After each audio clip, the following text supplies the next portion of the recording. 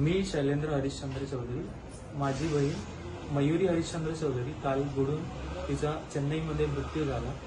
तर माझी ही विनंती होती की सरकार आमची म्हणजे शासन आमची मदत करते, पण असं काही झालं नाही। आणखी कालपासून आजपर्यंत शासनाकडून आम्हाला कुठल्याही प्रकारचा फोन आला नाही, मदत आली नाही आणि आई बाबांना पण काही फोन आणि मदत आलेली नाही।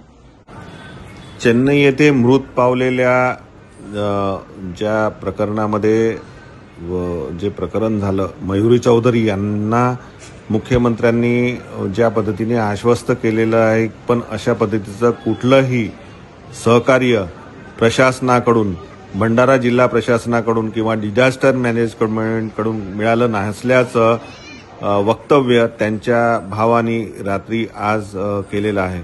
हे दुर्दैवाची बाब आहे की प्रशासन म्हणतं की आम्ही सहकार्य करतोय, पण अशा पद्धतीचं कुठलंही सहकार्य या लोकांनी केलेलं नाही, प्रशासनाने केलं नाही आणि हे मोठी दुर्दैवाची बाब आहे।